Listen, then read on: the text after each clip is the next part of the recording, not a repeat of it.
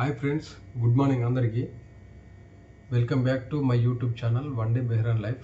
Video విషయం ముందైతే ఒక లైక్ చేయండి. వీడియో లాస్ట్ వరకు స్కిప్ చేయకుండా చూడండి. ఒక మంచి ఇన్ఫర్మేషన్ చెప్తా.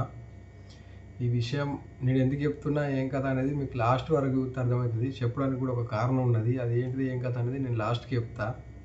మీరైతే వీడియో లాస్ట్ వరకు చూడండి. వీడియో విషయం ముందైతే ఒక లైక్ వేసుకోండి.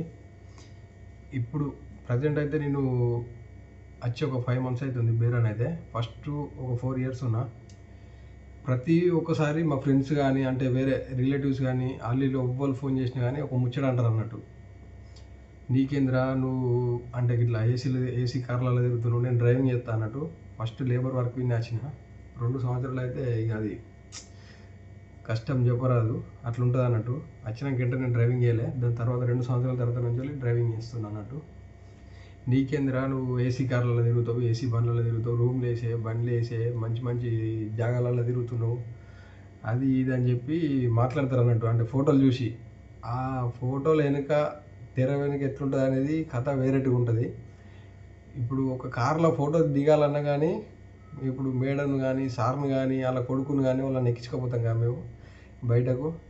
వాళ్ళు దిగిన తర్వాత, లేకపోతే వచ్చేటప్పుడు ఎప్పుడన్నా నమాజ్ కోసం అని, ప్రేయర్ కోసం అని చెప్పి మసీద్ కాడ దిగుతారు ఆ టైంలో కానీ, లేకపోతే ఎక్కడన్నా ఎయిర్పోర్ట్లో కానీ, ఎక్కడన్నా దించి వచ్చినప్పుడు రిటర్న్ వచ్చేటప్పుడు దిగడం కానీ, రిటర్న్ వచ్చేటప్పుడు వీడియోలు తీసుకోవడం కానీ జరుగుతుంది. అసలు మెయిన్ మ్యాటర్ ఏంటంటే, ఇది నిజానికి చెప్పాలంటే, ఎవరు ఎంత ఫోజులు కొట్టినా ఇదైతే నిజం, అందరికి తెలిసిన ముచ్చటనే. ఇది కూడా ఇది ఎందుకు చెప్తుంది అనేది మీకు లాస్ట్కి అర్థమవుతుంది. మీరు చూడండి, వీడియో మొత్తం చూడండి.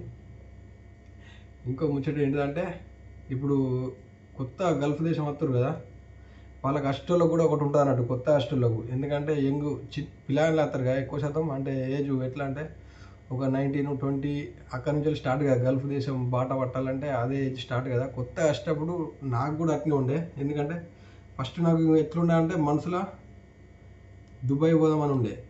ఎందుకంటే దుబాయ్లో అందరూ బుర్జ్ ఖలీఫా కాడ ఇక్కడ దిగి ఫోటోలు దిగి, మన ఎక్కడ బీచ్ల దగ్గర ఫోటోలు దిగి పెడతారు కదా. నేను కూడా దుబాయ్ పోదామని అనుకున్నా. ఇక మనకు దుబాయ్ వీసా దొరకలే. ఫస్ట్ బేరన్ వచ్చిన. ఒక్కసారి ఒక కంట్రీకి అలవాటు ఏంటంటే అదే కంట్రీకి వస్తారు దాదాపు. అయితే వేరే కంట్రీ పోవడానికి ట్రై చేయరు, ఎందుకంటే మనకి ఇక్కడ అన్నీ తెలుస్తాయి కాబట్టి. ముచ్చట ఏంటంటే, ఇప్పుడు ఆ ఫోటోలు వేరేటోళ్ళు ఫ్రెండ్స్ కానీ, బయట అన్నలు, వాళ్ళ అన్నలు బాబులు కానీ, ఫ్రెండ్స్ కానీ, అక్కడ బయట దేశంలో ఉన్న వాళ్ళు దుబాయ్లో, మస్కట్లో, కోయట్లో ఎక్కడున్నా కానీ, ఎప్పుడన్నా ఫ్రైడేనో లేకపోతే ఎప్పుడన్నా ఇట్లా ఇప్పుడు డ్రైవర్ అయితే బయటకి వెళ్ళినప్పుడు అలా తీసుకుపోతాడు కదా మేడం, సార్ని ఇట్లా తీసుకుపోయినప్పుడు బయట మంచి మంచి లొకేషన్లలో ఫోటో దిగుతాడు. బీచ్లో కానీ, ఇంకెక్కడ మన పెద్ద పెద్ద బిల్డింగ్ల కాడ. ఇప్పుడు దుబాయ్లో అయితే బుర్జ్ ఖలీఫా కాడ, ఇక్కడైతే మన వాళ్ళ అక్కడక్కడ దిగుతారు అన్నట్టు. అట్లాంటి ఫోటోలు చూసి నేను కూడా దేశం పోతా అని చెప్పి సంబరం మీద కొంతమంది అత్తుర్రు ఇప్పుడు. అవి అట్లాంటి వాళ్ళకి ఇదైతే బాగా యూజ్ అవుతుంది. కొంతమందికి నచ్చుతుంది, కొంతమందికి నచ్చకపోవచ్చు ఈ వీడియో. అట్లా ఊహించుకొని వచ్చేటోళ్ళు కొంచెం ఆలోచించాలి. ఎందుకంటే ఇవన్నీ ఇప్పుడు నేను చెప్పే మ్యాటర్లు ప్రతి ఒక్కరికి తెలిసే. నువ్వెందుకు చెప్తున్నావు అని అనుకోవచ్చు. నీకు అసలు మ్యాటర్ ఉన్నది, నేను చెప్తా ఎందుకు చెప్తున్నా అని చెప్పేది. అయితే అట్లా ఊహించుకొని రావద్దు. ఎందుకంటే అట్లా ఊహించుకొని వచ్చేటోళ్ళు ఇక్కడికి వచ్చినాక ఉండరు. అది ఏజెంట్ తరపున కావచ్చు, ఇక్కడ ఉన్నోళ్ళు వీసా పంపినా, ఇక్కడ మీకు చెప్పినట్టు పని అయితే ఉండదు, ఖచ్చితంగా ఉండదు. 50-50 ఛాన్సు ప్రతి ఒక్కసారి. నేను ప్రజెంటు 4వ కంపెనీ నేను బేరన్లా. ఫస్ట్ 3 కంపెనీలలో చేసిన. ప్రతి ఒక్క కంపెనీలో 3 కంపెనీలలో నేను చుక్కలు చూసిన. చుట్టూ ఉండదు, ఏది ఉండదు, రెస్ట్ టైం ఉండదు. ప్రజెంట్ ఇప్పుడు కూడా నాకు చుట్టూ ఉండదు, కాకపోతే కొద్దిగా రెస్ట్ టైం ఉంటుంది. అంత కచరగాలు కాదు ఈ మా సార్ వాళ్ళు, కొద్దిగా మంచోళ్ళే. డ్యూటీ కూడా కొద్దిగా మంచిగా ఉన్నది, పర్లేదు ప్రజెంట్ అయితే. అంతకుముందు చేసిన 3 కంపెనీల గురించి అయితే ఇక చెప్పలేము. ఫస్ట్ నేను వచ్చిన కంపెనీలో నాకు 3 నెలల దాకా సాలరీ ఇవ్వలే. వచ్చిన తర్వాత వచ్చిన కొత్తలనే అసలు ఉండబుద్ది అవుతుందా అట్లా ఉన్న వాళ్ళకు. 3 నెలల తర్వాత సాలరీ ఇచ్చారు. ఒక 2 నెలలు 3 నెలలు సీరియల్కి ఇచ్చారు. దాని తర్వాత మళ్ళీ కలాస్ బంద్. 5 నెలలు పెండింగ్ పెట్టిండు. 5 నెలలు పెండింగ్ అయిన తర్వాత నేను ఆ 5 నెలల సాలరీని విడిచిపెట్టే వేరే కంపెనీకి చేంజ్ అయినా. అట్లుంటుంది అన్నట్టు కథ.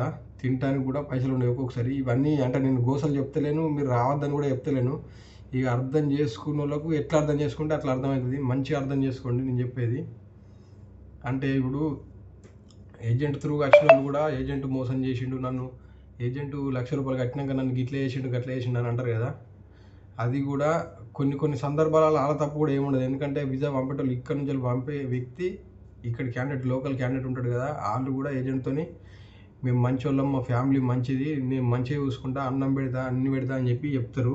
వీటికి వచ్చినాక ఏం చేసేది తెలియదు. ఎందుకంటే నేను లైవ్లో చూసిన రీసెంట్గా నేను వచ్చి 5 నెలలు అవుతుంది. 5 నెలలకు నేను వచ్చిన 2 months తర్వాత మా ఫ్రెండ్కి వీసా పంపించిన. మా పక్క గల్లీలో ఇతడు హౌస్ డ్రైవరే. నేను జస్ట్ సాయంత్రం వాకింగ్ కానీ నడుచుకుంటూ పోయినప్పుడు వాళ్ళే నన్ను అడిగారు, డ్రైవింగ్ ఛాన్స్ ఉన్నది, ఎవరైనా ఉన్నారా మీ ఫ్రెండ్స్ కానీ మీ బ్రదర్ కానీ ఎవరైనా ఉన్నారా అది అని నా నెంబర్ తీసుకొని నాకు 2-3 సార్లు ఫోన్ చేసినాక మా ఫ్రెండే ఉన్నాడు, అతడు సాలరీ మంచిగా ఇస్తానంటే అతడని చెప్పిన. 200 సాలరీ అని చెప్పారు. ఇప్పుడు వచ్చిన తర్వాత 180 ఇస్తారు. వాళ్ళు ఎంత అదంటే అసలు అంటే కొంతమంది ఉంటారు, అందరు అట్లా కాదు. మళ్ళీ గిట్ల ఎందుకు చెప్పినవరా గట్ల ఎందుకు చెప్పినవరా అని చెప్పి ఇక్కడ ఉన్నోళ్ళు వాళ్ళన్న బ్యాడ్ కామెంట్లు కూడా పెడతారు. కానీ నేను అందరిని అంటలేను, కొంతమంది అయితే ఉంటారు. ఇప్పుడు మా ఫ్రెండ్ చెప్తుండగా ఇప్పుడు నేనే పంపిన వీసా, నేను ₹1 కూడా తీసుకోలేదు, ఫ్రీగా పంపిన. ఇక పేర్లు అవసరం లేదు, ఓవోలో ఏం కథ అని చెప్పి ఎందుకు చెప్తున్నానంటే అంటే నేను పంపినా అని గొప్పతనం కాదు. కాకపోతే ఒకవేళ ఆ మనిషి దగ్గర పైసలు తీసుకొని ₹1,00,000 తీసుకొని ఏజెంట్ పంపినట్టు పంపేయటానికి కూడా ఛాన్స్ ఉంది. అట్లా తీసుకుంటే ఇప్పుడు ఆ మనిషి నన్ను ఏమను, నువ్వు నన్ను గిట్లా తీసుకొచ్చి గిట్లా వారేసినావు అని చెప్పి మాట్లాడతారు కదా. వాళ్ళు ఎంత కచరా మనుషులు అంటే ఇక ఘోరంగా స్ట్రిక్ట్ రూల్స్. చిన్న అంగి మరకున్న తిట్టడం, మన ఐరన్ లేదని చెప్పి తిట్టడం, అదేంటి మన ఇప్పుడు కిందికి ఎటన్నా డ్యూటీకి బయట పోవడానికి కూడా రమ్మని పిలిచిరు అనుకో, మన హెలికాప్టర్ ల్యాండ్ అయినట్టు 1 నిమిషంలో ముంగట ఉన్నట. కొంచెం లేట్ అయినా కానీ కలసే తిట్టుడు, పైసలు కడిగేసుడు, బండి మీద చిన్న మరకలు ఉన్నా పైసలు కడిగేసుడు, తిండి పెడతా అని చెప్పిరు, తిండి పెట్టడం లేదు. 200 సాలరీ ఇస్తున్నారు, 180 ఇస్తారు. అట్లుంటుంది. కళ్ళమ్మ కూడా చూసిన కన్నా ఇట్లున్నది. అంటే నేను చూసి నేనే పంపిన. అంటే వాళ్ళు నాతో ఎప్పుడు కూడా ఎంత తీయటి మాటలు మాట్లాడారంటే, మనిషి అవసరం ఉన్నప్పుడు తీసుకొచ్చేదాకా ఎంత తీయటి మాటలు మాట్లాడారంటే అంత తీయటి మాటలు మాట్లాడారు. అట్నే ఉంటాయి. ఏజెంట్ తరపున వచ్చినా ఇక్కడ ఉన్న మనిషి పంపినా అవి జరిగే మోసాలు జరుగుతూనే ఉంటాయి. వాళ్ళని అన్నా ఏం ప్రయోజనం లేదు. ఎందుకంటే కొన్ని సందర్భాలలో వాళ్ళది ఏముండదు, ఇట్లా చేస్తారు అన్నట్టు మోసం చేసేటోళ్ళు. ఇప్పుడు మీకు ఏమని చెప్పి ఫస్ట్ లాస్ట్కి ఒకటి చెప్తా అని చెప్పిన కదా, ఏం మ్యాటర్ అంటే ఈ ఫోటోలు చూసి నేను బీచ్లలో ఫోటోలు దిగుతా, పెద్ద పెద్ద బిల్డింగ్లు ఉంటాయి, ఆడ పని చేపియరు, మంచి బీచ్లలో తిరగచ్చు, ఫ్రైడే వస్తే చుట్టూ ఉంటుంది, ఎంజాయ్ ఉంటుంది, పైసలు ఉంటాయి అని చెప్పి ఇట్లా సోకుతూనే వస్తారు కదా కొంతమంది ఫోటోలు చూసి. ఈ వీడియో నేను చేసింది అయితే వాళ్ళ కోసమే. ఎందుకంటే మా ఫ్రెండ్ వాళ్ళ తమ్ముడు రీసెంట్గా వచ్చిండు. ఇక్కడ వచ్చిన తర్వాత కరెక్ట్ 3 రోజులు ఉన్నాడు, 3 రోజులు 4 రోజులు ఉన్నాడు అంతే. ఇంటికంచె వచ్చేటప్పుడు ₹1,00,000 ఖర్చు అయినాయి. వీసాకు 85,000 90,000 ఇచ్చిండు, ఒక 20,000 టికెట్కు, మెడికల్కు 1,10,000 దాకా అయినాయి. వచ్చిన తర్వాత ఒకరోజు రెస్ట్ ఇస్తుంది అన్నట్టు కంపెనీ. ఇక్కడ బేరానికి అయితే వచ్చిన తర్వాత తెల్లారి ఒకరోజు రెస్ట్ ఇస్తారు, దాని తర్వాత తెల్లారి మెడికల్కి పంపిస్తారు, మళ్ళీ ఇక్కడ మెడికల్ చేస్తారు. దాని తర్వాత 4వ రోజు నుంచి డ్యూటీ స్టార్ట్ పక్కా. ఇక అంతే, ఇక్కడ రూల్స్ అయితే అంతే, ప్రతి ఒక్కరికి అట్నే ఉంటుంది. ఆయనకు వచ్చినాకనైతే ఒకరోజు రెస్ట్ ఇచ్చిర్రు, ఒకరోజు తెల్లారి మెడికల్కి వేయండు, ఒక్కటే రోజు డ్యూటీకి వేయండు అంతే. 4 రోజులు 5 రోజులు ఉన్నాడు అంతే. ఒక్కటే రోజు డ్యూటీకి పోయి మధ్యలో ఒకరోజు వచ్చిన తర్వాత ఒకరోజు రెస్ట్ ఇస్తారు కదా, ఆ రెస్ట్ ఇచ్చిన రోజు బయటకేండు, అంటే బీచ్కు అట్లా బయట తింపుదాం అని చెప్పి బయట తీసుకెళ్ళారు వాళ్ళ ఫ్రెండ్స్, వాళ్ళ చుట్టాల వాళ్ళు, వాళ్ళ ఫ్రెండ్ గిట్లా, మా ఫ్రెండ్ ఉన్నాడు వాళ్ళ బ్రదర్ గిట్లా బయట దింపుకొచ్చారు. అటు ఇటు మంచిగానే ఫోటోలు దిగిండు, ఎయిర్పోర్ట్లో రాగా ఫోటోలు దిగిండు, స్టేటస్లు పెట్టిండు. మన ఇక్కడ కూడా బయట తిరిగి బీచ్లలో ఆడిడ తిరిగి ఫోటో పెట్టిండు, ఫోటోలు స్నాపులు పెట్టిండు. 5 రోజులకు మళ్ళీ రిటర్న్ వెళ్ళిపోయిండు. 4వ రోజు సాయంత్రం ఇంటికి ఫోన్ చేసి చెప్పిండు, ఆల్రెడీ నాకు అవసరం లేదు. ఒక్కరోజు డ్యూటీ చేసిన తర్వాత 4వ రోజు 5వ రోజు అంత క్లారిటీగా తెలియదు, ఒకటే రోజు డ్యూటీ చేసి ఇక ఆయన కొంచెం ఇంటికాడ ఎంజాయ్మెంట్గా తిరిగిన పిల్లాడు ఉన్నట్టున్నాడు. మంచిగా ఎట్లుంటుంది ఇంటికాడ మనం ఎంజాయ్మెంట్గా తిరుగుడు, బయట ఫ్రెండ్స్తో తిరుగుడు, అటు పోడు ఇటు పోడు, కొద్దిగా వేరే ఉంటుంది ఇక అట్లా.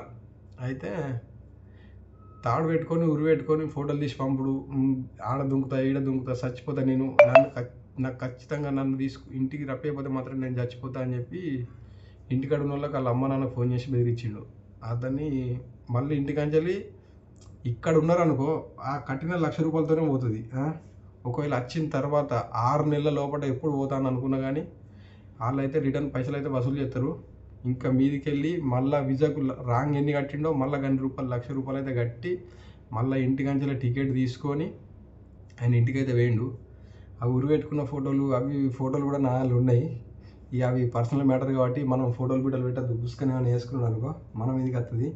ఈ వీడియోనైతే కొంతమందికి అర్థమవుతుంది, కొంతమందికి యూజ్ అవుతుంది. ఎవరికన్నా అంటే నా వీడియో చూసే ఒక 10 మంది లోపల ఒక 2 కన్నా యూజ్ అవుతుంది. ఇక్కడికి వచ్చినాక ఒకవేళ చెప్పినట్టు లేకున్నా, కొంచెం కష్టం ఉన్నా నేను వచ్చినాక చేసుకుంటా. ఒకవేళ చేసేంత లేకున్నా, ఒకవేళ బాగా నరకమని అనిపించినా కానీ వీసా కోసం ఖర్చైన పైసల మందమైనా వేసుకొని పోతా, ఇంటికాడ వాళ్ళని ఇబ్బంది పెట్టా, మళ్ళీ అప్పుల పాలు గాను. ఇప్పుడు అతను అటు ఇటు చేసి ఒక 2 లక్షలు అయితే నీళ్ళలో పారేసిండు. వాళ్ళు గరీబోళ్ళు. ఆ 2 లక్షలు ఇప్పుడు ఎట్లా తీరుతాయి చెప్పు? ఇంటికి నాకు ఇంకింత ఇబ్బంది అవుతుంది. ఇంటికాడ మళ్ళీ ఏం చేయలేడు. ఆ 2 లక్షలకు ఆ ఇంటికాడ ఉన్న వాళ్ళకి ఇబ్బంది, వాళ్ళ అమ్మ నాన్నకు అట్లుంటుంది అన్నట్టు కథ. ఆలోచించుకొని రండి. కొంచెం కష్టం ఉన్నా ఎట్లున్నా దాదాపు అయితే 50% 50-50 ఛాన్సెస్. అంటే ఇక్కడ ఉన్న వాళ్ళు పంపించిన, ఏజెంట్ పంపించిన 50-50 ఛాన్సెస్. అంటే చెప్పిన రకం అయితే పని ఎక్కడ ఉండదు ఖచ్చితంగా, అది కంపల్సరీ. ఆలోచించుకొని రారి. అంటే కొత్త హాస్టళ్లకు ఉపయోగపడుతుంది ఇది. అంటే హాస్టళ్లకు రాకుండా భయపడడానికి చెప్తున్నావు ఇట్లా అని కూడా కొంతమంది అనుకోవచ్చు. ఎట్లా అర్థం చేసుకుంటే వాళ్ళకి అట్లా అర్థమవుతుంది. కానీ ఈ వీడియో ఖచ్చితంగా యూజ్ అవుతుంది. వీడియో నచ్చితేనైతే లైక్ చేయండి, సబ్స్క్రైబ్ అయితే చేసుకోండి. మరో వీడియోతో మళ్ళీ కలుద్దాం. Bye bye.